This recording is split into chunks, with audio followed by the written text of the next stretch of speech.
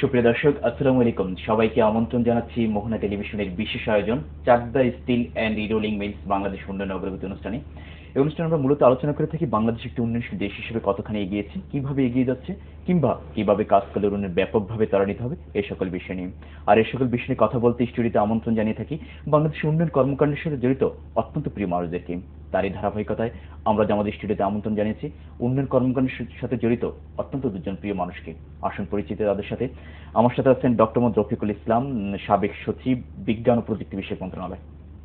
এবং আমার সাথে আছেন অর্থনীতিবিদ ডাক্তার আহমদ আল কবির, সম্মানিত চেয়ারম্যান রূপালী ব্যাংক লিমিটেড। আমি প্রথমে যাব ডক্টর আহমদ আল কবির স্যারের কাছে। স্যার দীর্ঘদিন ধরে বাংলাদেশের ডেভেলপমেন্ট নিয়ে কাজ করছেন, সেক্ষেত্রে সরকারের একটি কিন্তু ভিশন আছে 2021 এবং 41, যেটি হচ্ছে আর্থসামাজিক মুক্তি এবং হচ্ছে যে সরকারটি মধ্যম আয়ের দেশে পরিণত হবে 2021 এবং 41-এর মধ্যে একটি উন্নত দেশে পরিণত হবে। সরকারের ভিশনটি নিয়েছে, সেখানে কি করা দরকার বলে আপনি মনে করছেন? ধন্যবাদ আপনার এই প্রশ্নটির জন্য। প্রশ্নটির পরিধি অনেক বড়, কিন্তু তবুও আমি বলবো যেটা হচ্ছে যে বাংলাদেশে প্রথমবারের মতো একটা স্বল্প, মধ্যম এবং দীর্ঘমেয়াদী পরিকল্পনাকে হাতে নিয়ে একটা সুপরিকল্পিতভাবে বাংলাদেশ এগিয়ে যাওয়ার লক্ষ্যে কাজ করছে। আমরা যদি দেখি যে বর্তমান সরকারের আগের মেয়াদের ঘোষিত যেটা হচ্ছে শুরুতে তাদের নির্বাচনী ইশতেহার ছিল, নির্বাচনী ইশতেহারের মধ্যেও কিন্তু স্পেসিফিক টার্গেটসগুলো ছিল। ঠিক এবারও একটা নির্বাচনী ইশতেহার দেওয়া হয়েছে এবং নির্বাচনী ইশতেহারে যেটা বলা হয়েছে, আগেরবারের ইশতেহারে ছিল 2021 সালের মধ্যে এইটা একটা মধ্যম আয়ের দেশে পরিণত করার লক্ষ্যে যে একটা কাজ করার পরিকল্পনা ছিল এবং একটি পথনকশা ছিল। ঠিক অনুরূপভাবে বর্তমানটাতে বলা হয়েছে যে 2041 সালের মধ্যে আমরা একটি উন্নত দেশের পর্যায়ে যাওয়ার লক্ষ্যে কাজ করা। এই লক্ষ্যে কাজ করতে গিয়ে কতগুলো জিনিসকে চিহ্নিত করা হয়েছে এবং মূলত যেটা বলা হয়েছে, যেটা বাংলাদেশের অর্থনীতিকে কাজে লাগাতে হয়েছে, প্রথম একটা জিনিস সর্বোচ্চ অগ্রাধিকার দিয়ে কাজ করা হবে, সেটা হচ্ছে মানব সম্পদ উন্নয়ন। মানব সম্পদ উন্নয়ন, কারণ বাংলাদেশ একটি জনসংখ্যা মানে অধিক জনসংখ্যা নিয়ে চলছে এবং আমাদের যে পপুলেশন ডেনসিটি যেটা হচ্ছে এটা ওয়ার্ল্ডের মধ্যে সবচেয়ে হাইয়েস্ট। এই অবস্থা থেকে আমাদের কিন্তু অন্যদিকে আমাদের একটা যুব শক্তি আছে, আমাদের কর্মক্ষম যুবক শক্তি, যেটা আমাদের 4 ভাগের 1 ভাগ মানুষের বয়স হচ্ছে আপনি 18 থেকে 25 বছরের মধ্যে, এবং শুধু তাই নয়, আমাদের 14 বছরের নিচে আমাদের 34 ভাগ মানুষের বয়স। এই অবস্থায় আগামীতেও দেখতে পাচ্ছি যেটা হচ্ছে যে আমাদের একটা ডেমোগ্রাফিক ডিভিডেন্ড নেওয়ার জন্য, যে অর্থনৈতিক যে মুক্তির জন্য, যে আমাদের যে এইটা এই যুব সমাজকে যদি আমরা কাজে লাগিয়ে যে এটাকে একটা সরকার সর্বোচ্চ অগ্রাধিকার দিয়েছে। পাশাপাশি শিল্পায়ন বা অর্থনৈতিক অগ্রগতিকে, আমাদের সেবা খাতগুলোকে সবসময় প্রাধান্য ছিল, এটা এখনো আছে, এটা থাকবে, এবং ইউনিক কিছু কাজকর্ম এই সরকার করেছেন, যেটা হচ্ছে বিধবা ভাতা, বয়স্কদের ভাতা, মুক্তিযোদ্ধাদের ভাতা, পঙ্গু লোকদের জন্য ভাতা, অটিস্টিকদের জন্য চিন্তা ভাবনা, ব্রেস্ট ফিডিং মাদের জন্য চিন্তা ভাবনা, এইসব জিনিসগুলো আছে। এগুলো হচ্ছে যে সাবসিস্টেন্স লেভেলে যারা একেবারে অতি দরিদ্র তাদেরকে কিভাবে মান উন্নয়ন করা যায় এবং এই 25% লোককে কিভাবে দারিদ্র সীমা থেকে বের করে নিয়ে আসা যায়, এটার কর্মসূচি। স্যার আমি কথাগুলো শুনবো। আমি একটু ডক্টর রফিকুল ইসলাম, যেটা হচ্ছে যে স্যার যেটা বলছিল যে অনেকগুলো বিষয় নিয়ে আমি একটু আপনার বিজ্ঞান ও প্রযুক্তিতে আসবো, যেটা হচ্ছে সরকার এটাও একটা বড় ভিশন আছে, যে গত সরকার দেখেছে এই বিষয়টিকে খুব প্রাধান্য দিয়েছে, এখন নতুন করে আবার সরকার সাজানোর চেষ্টা করেছে। আপনি বিষয়টি কিভাবে দেখছেন? প্রযুক্তি ব্যবহারের যে সক্ষমতা, অর্থাৎ প্রযুক্তিটাকে আমরা নিয়ে আসতেছি, ওটাকে ব্যবহার করে এই যে ভিশন 2021 বলেন, আর অর্থাৎ পরবর্তীকালে বর্তমান যে ভিশনটা তৈরি হয়েছে 2041 বলেন, যেটাই বলেন না কেন, ওখানে পৌঁছতে হলে আমার যেটা দরকার সেটা হলো প্রযুক্তি ব্যবহারের সক্ষমতা, আমাকে উন্নয়ন ব্যবস্থাপনার সক্ষমতা, এই সক্ষমতাগুলো বাড়াতে হবে। আর বাড়ানোর জন্য যেটা দরকার সেটা হলো প্রযুক্তি ব্যবহারের জন্য মানুষগুলোকে তৈরি হতে হবে। আমি বলি এভাবে হতেছে, শুধুমাত্র হতেছে এই সফটওয়্যার আর হার্ডওয়্যার দিয়ে চলবে না। আমার কাছে কিন্তু সফটওয়্যারের সঙ্গে হার্ডওয়্যারের সঙ্গে সবচেয়ে ইম্পর্টেন্ট ফ্যাক্টরটা হতেছে এটা হলো ম্যানওয়্যার। মানুষটাকে যদি পরিবর্তন করা যায়, প্রযুক্তির সঙ্গে যদি মানুষটাকে আরেকটু সম্পৃক্ত করা যায়, তাহলে পরে হতেছে আমরা এটাকে ওই জায়গায় পৌঁছতে পারবো।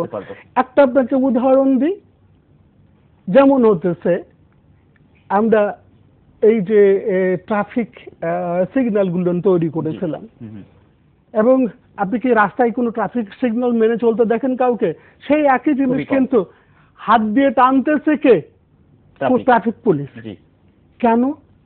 আমরা এই মানুষগুলোকে, যে মানুষগুলো এই প্রযুক্তিটাকে ব্যবহার করে উন্নয়নের দিকে নিয়ে যাবে, আমাদের সমঘন্টাকে অপব্যয় হতে দেবে না, সেই মানুষগুলোকে কিন্তু আমরা এই টেকনোলজির সঙ্গে, এই প্রযুক্তির সঙ্গে একীভূত করতে পারিনি। জি শিওর। আমি একটু আলী কবির স্যারের কাছে যাচ্ছি, যেটা হচ্ছে যে স্যার যে সরকার পরিকল্পিত নগরায়নের কথা বলছে, সেই নগরায়ন করতে হলে এখন সরকারকে কোন কোন বিষয়গুলো দিকে চিহ্নিত করে? আপনি কয়েকটি বিষয় এখানে উল্লেখ করেছেন ইতিমধ্যে আর কি, যদি আরেকটু বলেন যে কি করা দরকার সরকারকে এখন। এটি কিন্তু আমি আরবান হেলথ নিয়ে দীর্ঘদিন কাজ করি।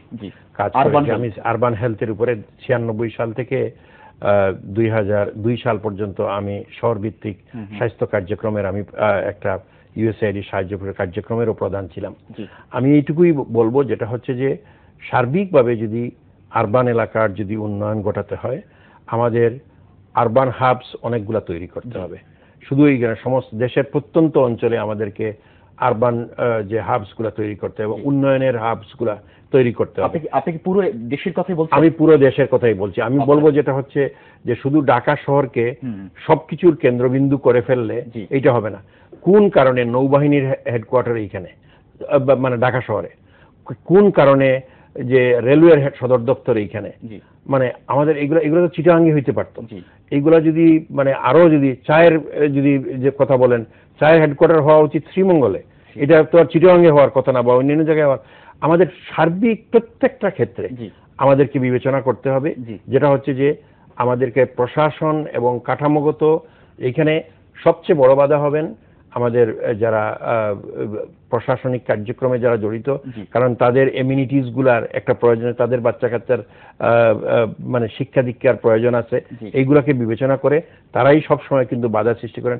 কিন্তু আমি বলবো তাদেরকে যদি সরিয়ে নেওয়া যায়, মনে করেন সাভারে যদি আরেকটা যদি হাব করা যায়, মানিকগঞ্জে যদি একটা হাব হয়, আমাদের যদি টঙ্গীতে হয়, গাজীপুরে হয়, আমাদের এখানে ইয়েতে অন্যান্য জায়গাগুলোতে হয়, যদি এই হাবগুলো কিন্তু আস্তে আস্তে সবকিছু ইনফ্রাস্ট্রাকচার ডেভেলপ করবে।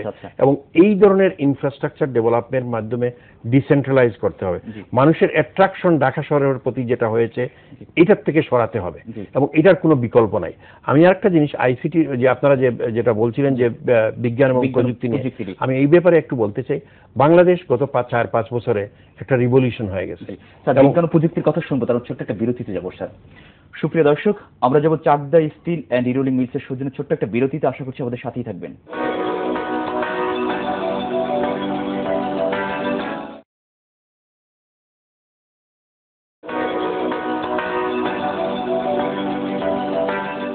সুপ্রিয় দর্শক, বিরতির পর আবারও সবাইকে আমন্ত্রণ জানাচ্ছি Chakda steel and rerolling mills Bangladesh উন্নয়ন অগ্রগতি অনুষ্ঠানে।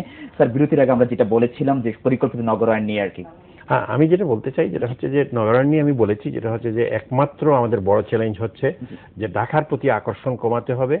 আমাদের যে উন্নয়নের কেন্দ্রবিন্দু অনেকগুলা করতে হবে এবং সবগুলোকে প্রশাসনিক এবং সবগুলো ধরনের কাঠামোগত পরিবর্তন এনে এইগুলোকে ডিসেন্ট্রালাইজ করতে হবে।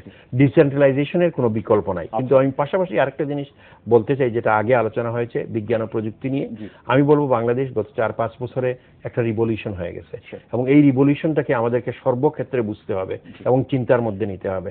বাংলাদেশে এখন আইসিটি ক্ষেত্রে, যে তথ্য প্রযুক্তি ক্ষেত্রে যে রিভলিউশনটি, এটার কথাই আমি দৃষ্টি দিচ্ছি। আজ থেকে মাত্র 7-8 বছর আগেও আমাদের একটা মোবাইল সেটের জন্য প্রায় 1 লক্ষ টাকা ব্যয় করতে হতো। এখন হয়তো 2-3 হাজার টাকার মধ্যেও হয়ে যায়, আরো কমের মধ্যেও হয়, 1000 মধ্যে মোবাইল সেট পাওয়া যায়। গ্রামের প্রত্যন্ত গ্রামে এখন কিন্তু ইন্টারনেট ইউজ শুরু হয়েছে। ইউনিয়ন তথ্য প্রযুক্তি সরকারি একটু স্যারের কাছে যাচ্ছিলাম, রফিকুল ইসলাম স্যার যেটা বলছিল যে তথ্য প্রযুক্তির কথা আর কি, আপনি এই মন্ত্রণালয়ের দায়িত্ব পালন করেছিলেন, যে প্রযুক্তির ছোঁয়া কিন্তু লেগেছে প্রত্যেকটি ক্ষেত্রেই কিন্তু, এবং ডিজিটাইজেশন করার কথা সরকার যেটা স্বপ্ন না, এখন কিন্তু বাস্তবের পথে কিন্তু স্যার। এটা আসলে হচ্ছে, আপনাকে ধন্যবাদ আইসিটির এটা আনলেন যখন। আমরা এই মোবাইলের মাধ্যমে যতগুলো আইসিটি সেবা দেওয়া যায়, সেটা ব্যাংকিং বলেন, সেটা হচ্ছে এগ্রিকালচার সেক্টরে বলেন, অথবা এটা স্বাস্থ্য খাতে যে সেই সেবাটা আমরা ঢাকা থেকে সরাসরি দিতে পারতেছি, সেই সেবাটা দেওয়ার জন্য আমরা উদ্যোগ নিয়েছিলাম এবং তার প্রেক্ষিতেই আজকে যেটা দেখতে পেতেছেন যে জিনিসগুলো, আমরা ওখানে প্রতিটা ইউনিয়নে আমরা দুইজন কর্মী সহ একটা কেন্দ্র স্থাপন করেছি ইউনিয়ন পরিষদে। ওখান থেকে সব ধরনের সেবাই দেওয়া হতেছে। আপনি কি মনে করছেন যে প্রতিটি ক্ষেত্রে প্রযুক্তির ছোঁয়া লেগেছে, এখন আসলে সরকার আর কি করা দরকার উন্নয়নের জন্য?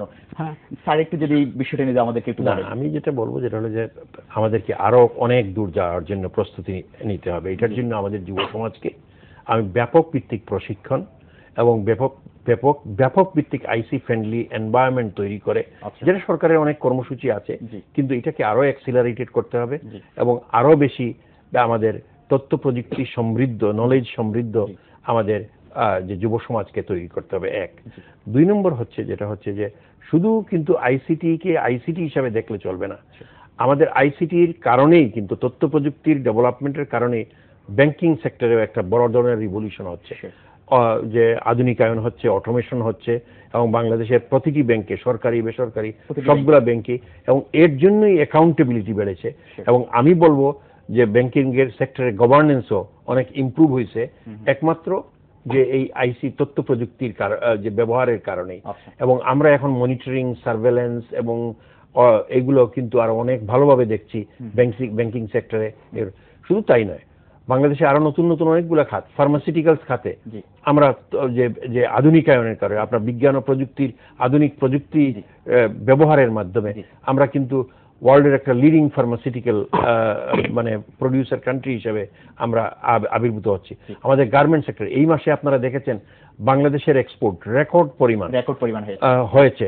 এবং এটা আমাদের যে এই লাস্ট ফাইন্যান্সিয়াল ইয়ারে আমরা এত গন্ডগোল গেল, এত ধরনের সমস্যা গেল, কিন্তু তবুও আমরা রেকর্ড পরিমাণ আমরা এক্সপোর্ট করেছি। এই সবগুলো জিনিসগুলো যদি আপনি দেখেন, বাংলাদেশের মানুষ খুব সাহসী। বাংলাদেশের মানুষ সমস্যাগুলোকে সমস্যা হিসেবে দেখে সেগুলোকে সমাধান করার জন্য সাহস আছে, ক্ষমতা আছে। অতএব তাদের এই ক্ষমতাটাকে আমাদেরকে কাজে লাগাতে হবে। আমাদেরকে একটু প্রতিবন্ধকতার কথা শোনান। আপনি তো একজন দীর্ঘদিন ধরে নগর পরিবহন অর্থনীতিবিদ, কি কি আছে এখন বাংলাদেশে একটু যদি আমাদেরকে? আমি বলবো যে প্রতিবন্ধকতার মধ্যে বড় জিনিস আমি জিনিসটা বলবো যে বাস্তবায়নের সমস্যা আছে। বাস্তবায়নে আমরা অনেক সুন্দর পরিকল্পনা করি, আমরা অনেক ধরনের চিন্তা চেতনার দিক দিয়েও আমরা অনেক স্বচ্ছ এবং অনেক সাহসী। আমি বলবো এই সাহস থাকার খুবই প্রয়োজন আছে। কিন্তু বাস্তবায়নের ক্ষেত্রে অনেক ক্ষেত্রেই দেখা যায় যে কিছু ব্যারিয়ার আছে। একটা হচ্ছে যে অ্যাডমিনিস্ট্রেটিভ ব্যারিয়ার, বা যেমন প্রকিউরমেন্ট রেগুলেশন। একটা বাংলাদেশ সরকারের যে সরকারি মাধ্যমে যদি কোনো কাজ হয়, তখন প্রকিউরমেন্ট রেগুলেশনটা, সরকারের যে প্রকিউরমেন্ট রেগুলেশন আছে, যেটা বিশ্ব ব্যাংকের মোটামুটি ভাবে গাইডেন্স অনুযায়ী তৈরি হয়েছে, এটা কিন্তু একটা ব্যারিয়ার হিসেবেই কাজ হয়। এটা অনেক পুরোপুরি প্রসেসটাকে স্লো ডাউন করে। আমাদের এইখানেও কিন্তু প্রকিউরমেন্ট শুধু না, এই ধরনের অ্যাডমিনিস্ট্রেটিভ ব্যারিয়ার অনেক আছে, এইগুলোকে আমাদেরকে সমাধান করতে হবে। আরেকটা জিনিস আমি ব্যক্তিগতভাবে সুপারিশ আকারে বলতে চাই, যেটা হচ্ছে যে আমার মনে হয় সময় এসেছে বাংলাদেশে যে বিভিন্ন প্রকল্পের সাইজ অনুযায়ী আমাদেরকে তাদের যে প্রজেক্ট ডিরেক্টর যাদেরকে দেওয়া হয়, ওই ধরনের দেওয়া উচিত যে তুমি যদি এই প্রকল্পের টাইমলি ইমপ্লিমেন্টেশন না করতে পারো, that will go against your credibility. তোমার যে পারফরমেন্স ইভ্যালুয়েশনে এটাকে নেগেটিভলি মেজার করতে হবে, এবং তাদেরকে ড্রয়িং এন্ড ডিসবার্সিং করে তাদেরকে মোর অ্যাকাউন্টেবল করা। আর ওই যে আইনের আইন কানুন নিয়ম কানুনের বেড়াজালে বেঁধে দিয়ে শুধু যদি বলা হয় কাজ করো, হাত পা বেঁধে দিয়ে, তো এটা চলবে না। অতএব বাস্তবে যেটা করতে হবে, মোর ফ্লেক্সিবিলিটি ডেভেলপ করতে হবে সিস্টেমস এর মধ্যে, এবং তাদেরকে যারা রেসপন্সিবল, মনে করেন একটা ব্যাপারে একটা প্রজেক্টের রেসপন্সিবল হইলেন একজন অ্যাডিশনাল সেক্রেটারি, তাকে পূর্ণ ক্ষমতা দিতে হবে। একজন জয়েন্ট সেক্রেটারি যদি হয়, তাকে পূর্ণ ক্ষমতা দিতে হবে ওই প্রজেক্টের সকল কিছু বাস্তবায়ন। এবং এটা যদি ফেইলিওর যদি আসে, তবে তার জন্য একটা স্টিয়ারিং কমিটি থাকতে পারে, যেটা তাদের পলিসি ফ্রেমওয়ার্ক বা সব এগুলো আছে কাঠামোগত, কিন্তু এইগুলা এমনভাবে একদিকে দেওয়া হয়েছে, অন্যদিকে আবার নিয়ে নেওয়া হয়েছে ক্ষমতা।